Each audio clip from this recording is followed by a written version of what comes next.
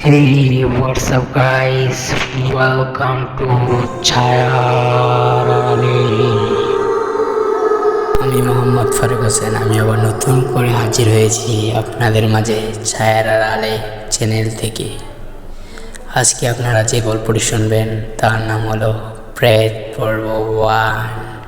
চলুন শুরু করা যাক।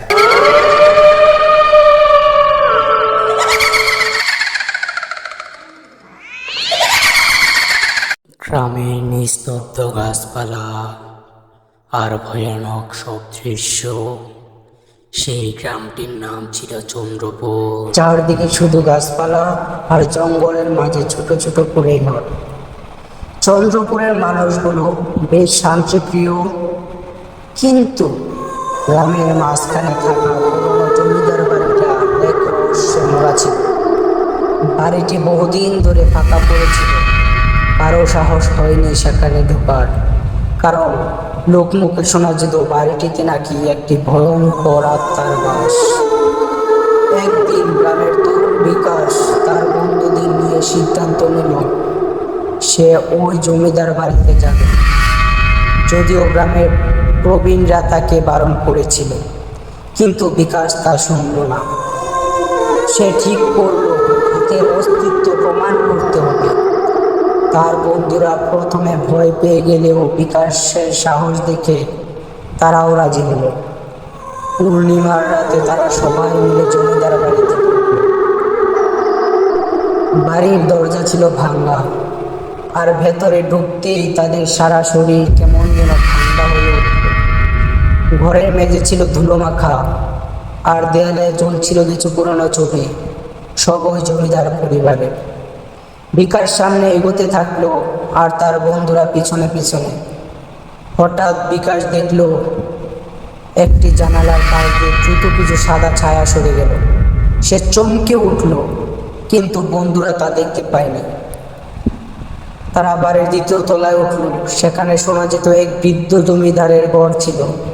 সেই ঘরে ঢুকতেই তারা দেখতে পেল একটা পুরনো চেয়ার পড়ে আছে, আর তার সামনে একটা মোমবাতি জ্বলছিল। কিন্তু মোমবাতিটা কে জ্বালালো? সবাই থমকে গেল। চারদিকে শুধু গা ছমছমে বাতাস আর একটা অজানা আতঙ্ক। বিকাশ চেয়ারটির কাছে গিয়ে বসতে হঠাৎ করে মোমবাতির আলো নিভে গেল, আর ঘরের ভেতরে শুরু হলো শো শব্দ। বিকাশ উঠে দাঁড়াতে গিয়েও পারল না, যেন কেউ তাকে চেয়ারে আটকে রেখেছে। তার বন্ধুরা আতঙ্কে চিৎকার করে উঠল, কিন্তু তারা জানতো না কিভাবে বিকাশকে সাহায্য করবে। ঠিক তখন ঘরের কোণ থেকে একটা ছায়া মূর্তি ধীরে ধীরে সামনে এগিয়ে আসতে লাগলো। তাদের চোখের সামনে দাঁড়িয়ে থাকা মূর্তিটি ছিল এক বৃদ্ধ জমিদারের। তার চোখ দুটো লাল, মুখে একটা বিকট হাসি। সে বলল, তোমরা চলে যাও এখান থেকে, এবারই আমার, আমি কাউকে এখানে থাকতে দেব না। বিকাশের বন্ধুরা ভয় পেয়ে ছুটে পালিয়ে গেল, কিন্তু বিকাশ তখনও চেয়ারে বসে আটকে ছিল। বৃদ্ধ জমিদার তার দিকে এগিয়ে এসে বলল, তুমি আমার উত্তরসূরি, আমি তোমাকে কিছু বলতে চাই। বিকাশ হতবাক হয়ে শুনল, এই বাড়িতে আমার ধন রত্ন লুকানো আছে।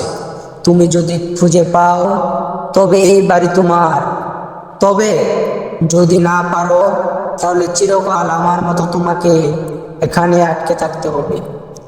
ভয়ে কাঁপতে কাঁপতে বিকাশ উঠে দাঁড়ালো, আর বৃদ্ধ মূর্তিটি ধীরে ধীরে মিশে গেল। পরের দিন সকাল গ্রামের মানুষরা দেখতে পেল বিকাশ বাড়ি ফিরেছে, কিন্তু তার মুখে নেই কোনো হাসি, চোখের গভীর আতঙ্ক। সে আর কোনোদিন জমিদার বাড়ির কথা বলেনি, কিন্তু সে জানতো বৃদ্ধ জমিদারের ধন খুঁজে বের করা মানে জীবনের ঝুঁকি নেওয়া।